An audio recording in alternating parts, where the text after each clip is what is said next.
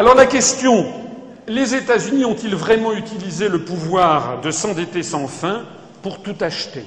Eh bien la réponse, je suis désolé, c'est oui. Voici quelle a été l'évolution de l'endettement américain public et privé sur une statistique fabuleuse que j'ai trouvée sur l'agence Bloomberg, puisqu'elle remonte à 1915. C'est donc tout le XXe siècle, même le début du XXIe, de 1915 jusqu'à 2010.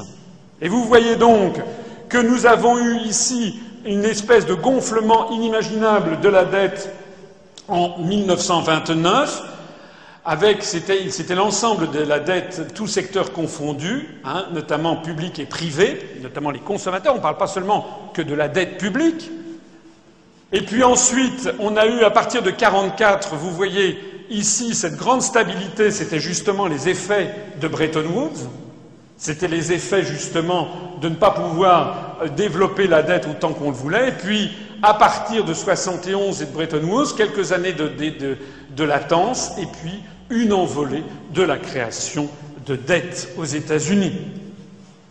Il faut bien voir que le total de l'endettement public et privé a dépassé 400% du PNB en 2009, dépassé sans doute 500% en 2011. Et je rappelle que ce pourcentage est donc très largement supérieur à celui qui avait été atteint lors de la grande crise des années 30. Et je rappelle aussi que en France, l'endettement public, on focalise toujours sur l'endettement public. Je vous ai expliqué d'où il vient, c'est-à-dire essentiellement de taux de paiement d'intérêt indus que l'on s'est obligé à verser à des banques privées pour faire le même boulot que ce que faisait gratis la Banque de France. Mais sinon, la France est un pays très peu endetté, puisque, au total, l'endettement public et privé de tous les acteurs en France, c'est-à-dire à la fois l'endettement de l'État, des collectivités publiques d'une part, des entreprises d'autre part, et des particuliers enfin, atteint 150% du PNB. Ça veut dire quoi tout ça? Ça veut dire que la France est beaucoup, beaucoup moins endettée que les États-Unis. Et pourtant, et donc que la facilité dollar a transformé les États-Unis en une économie d'hyper-endettement. C'est pas la France qui est en faillite, ce sont les États-Unis. D'ailleurs, je faisais cette planche, je la présentais il y a déjà 6 ou 7 ans, dans d'autres cénacles, devant des chefs d'entreprise qui considéraient que j'étais un peu excessif. La suite des événements m'a donné raison. Maintenant, plus personne ne nie, mais rappelez-vous, il y a 4 ou 5 ans, on nous donnait les États-Unis en monnaie. Maintenant, plus personne ne nie ceci. Et justement, pourquoi n'a-t-on pas cessé de nous dire que la France était en faillite et qu'il fallait prendre modèle sur les Américains? C'était le rapport de Camdessus, Michel Camdessus de novembre 2004, le rapport Pébreau de décembre 2005, L'expansion, la France en faillite, tous ces livres qui sont sortis de Rémi Godot, La France en faillite, 1000 milliards, tous ces livres, toute cette promotion médiatique qui a visé à faire croire aux Français que leur pays était le dernier des derniers. Et quelle était la conséquence de tout ça? Quelle a été la conséquence et quelle est la conséquence que l'on applique actuellement au Portugal? Je vous le disais tout à l'heure, vous savez que le plan de sauvetage, entre guillemets, du Portugal consiste à exiger des Portugais qu'ils vendent leur patrimoine public. Eh bien, c'est pareil en France. Si on nous a fait croire ça, c'est parce que des appétits puissants ont intérêt à nous le faire croire. Si on a fait ça, c'est tout simplement pour nous forcer à vendre notre patrimoine. C'est pour ça que la France est au pillage comme les Portugais. Ici, vous avez un aspirateur américain qui fonctionne sur une monnaie de singe qui est le dollar, et on explique aux Français, qui sont pourtant beaucoup moins endettés, qu'ils sont super endettés. Alors, je vais prendre un exemple, monsieur. Vous trouvez, moi je connais une vieille dame, et ça c'est un exemple vrai, je connais une très vieille dame, elle a 102 ou 103 ans, elle est propriétaire d'un manoir qui est à côté de Dinard, en Bretagne, qui est au bord de la mer, c'est un parc avec des arbres centenaires. Et elle a un accès direct à la plage. C'est quasiment une plage privée. Vous savez qu'il n'y a pas de plage privée en France, c'est interdit. Il y a notamment par les lois sur la protection du littoral. Mais de fait, de facto, comme on ne peut pas y avoir accès très difficilement par d'autres, c'est quasiment sa plage privée. Elle a 2 ou 3 hectares, des arbres centenaires et un manoir en granit de Bretagne. Et cette dame, elle voit passer régulièrement des agences immobilières les unes après les autres qui lui proposent. Elle a des Américains, elle a des Saoudiens, elle a des ci, elle a des ça, des princes arabes, des manias hongkongais, tout le monde veut lui acheter. Et il n'y a pas de limite. Le problème, c'est que cette dame, elle a 103 ans, c'est son truc, et elle ne veut pas le vendre. Elle est têtue comme une mule. Ah, c'est son droit, elle ne veut pas le vendre. Donc ça, c'est le dernier obstacle.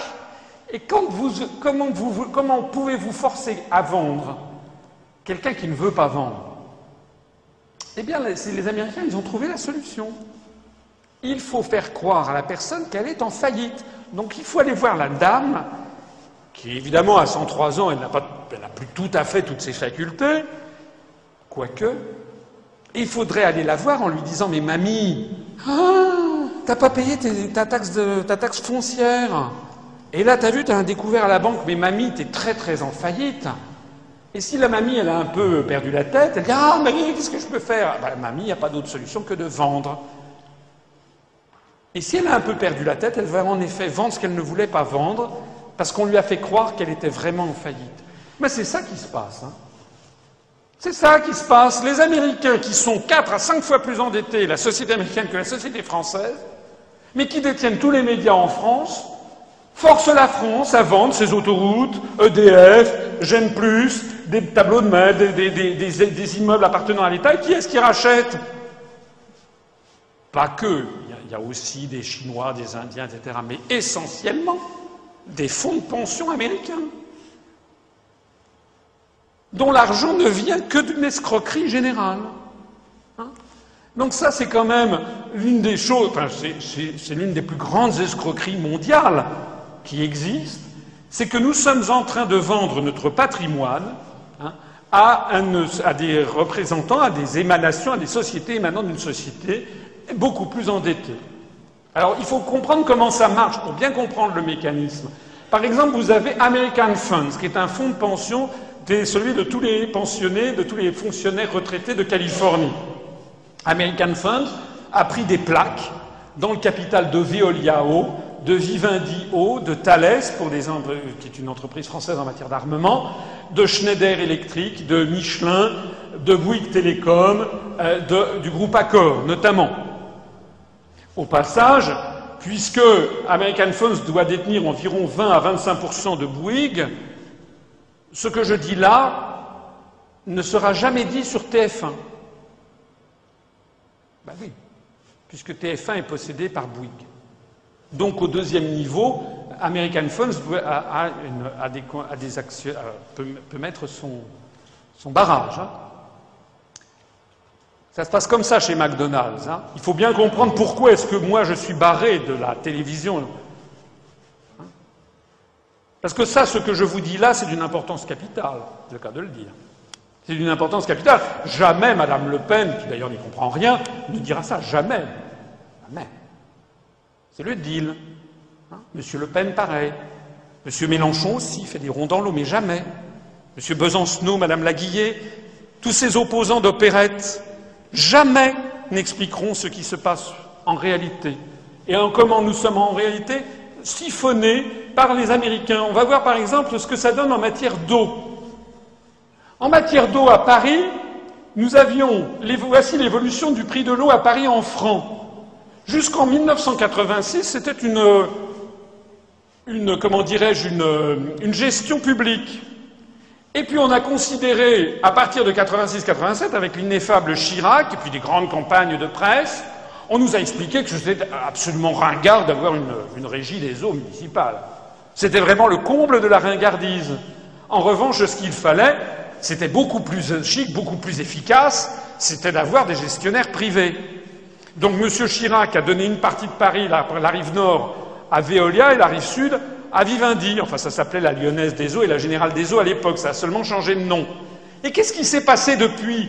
Eh bien, depuis, moi j'habite à Paris, je peux vous assurer que c'est toujours la même flotte. Mais alors, il n'y a rien de changé. Simplement, ce qui a changé, c'est que depuis que la gestion municipale de l'eau a été déléguée à des gestionnaires privés, le prix de l'eau a augmenté de plus de 300%. Et pour qui? Pour qui? Eh bien, pour les actionnaires. Et c'est qui les actionnaires? Eh bien, les actionnaires, c'est en particulier American Funds. Donc l'intérêt des retraités américains qui ont investi leur argent dans le fonds Capital Research, c'est que les dirigeants des entreprises privées auxquelles a été cédé le service public augmentent sans arrêt le prix de l'eau facturé aux Parisiens, de façon à recevoir de dividendes de plus en plus confortables. Donc vous comprenez le mécanisme. Avec de la monnaie de singe, on achète des sociétés qui sont des sociétés bien réelles et qui procurent chaque année, on passe à la caisse et c'est le jackpot tous les ans. Alors on va investir là-dedans. Vous savez que les entreprises autoroutières ont été vendues également. Là aussi, des fonds largement américains. Et donc on va traire la bête.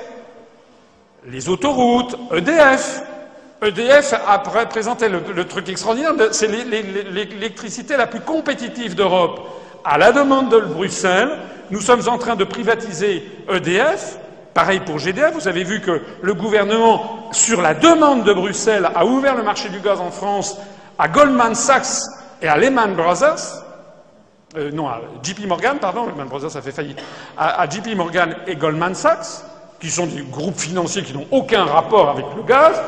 Et quelles sont les conséquences que nous en percevons actuellement? Eh bien, c'est constamment une augmentation du prix du gaz et bientôt de l'électricité. Nous sommes devenus les vaches à lait des fonds de pension américains qui investissent grâce notamment aux directives européennes, les directives européennes étant libre circulation des capitaux, libre rapatriement des dividendes et puis privatisation de tout ce qu'on a. Auprès de qui? Eh bien, auprès d'un pays qui, lui, peut émettre autant de billets et de monnaie qu'il le souhaite. Est-ce que vous avez compris le mécanisme? Est-ce que vous avez compris comment on est en train de se faire plumer, mais plumer de chez plumer, comme dirait mon fils? Au groupe endetté, la France vend son patrimoine national, ses services publics, lequel est souvent racheté par les Américains qui sont infiniment plus endettés que nous. De Gaulle avait tout compris. Un jour de 63, il avait dit à Perfit, « En somme, nous payons les Américains pour qu'ils nous achètent. » Ça se passe comme ça chez McDonald's. Pourquoi aucun journaliste, aucun ministre, aucun expert ne s'étonne-t-il de cette situation? Jamais.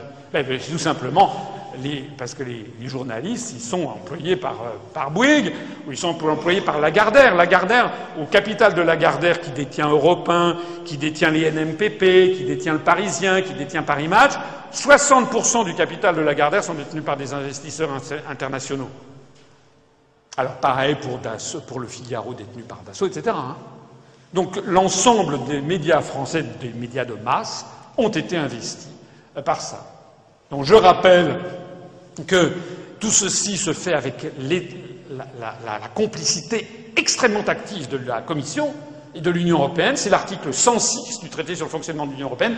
Les entreprises chargées de la gestion de services d'intérêt économique général ou présentant le caractère d'un monopole fiscal sont soumises aux règles des traités, notamment aux règles de concurrence. Alors ça, les gestions de services d'intérêt économique général, c'est ce que les européistes ne veulent plus appeler services publics, parce que c'est un mot obscène, paraît-il. Donc on parle de services d'intérêt général. La Commission veille à l'application des dispositions du présent article et adresse en tant que de besoin les directives ou décisions appropriées aux États membres. Donc nous n'avons plus d'autre possibilité que de nous faire plumer. C'est donc la raison numéro 7 de sortir de l'Europe. Si nous voulons préserver nos services publics, préserver leur rôle de cohésion sociale et de justice sociale entre les citoyens, c'est très important pour les Français. Que ce soit la Poste, SNCF, EDF, GDF, alors il faut que la France dénonce juridiquement plusieurs articles des traités européens, notamment ceux sur la libre circulation des capitaux, dont j'ai déjà parlé, mais aussi l'article 106 du traité sur le fonctionnement de l'Union européenne.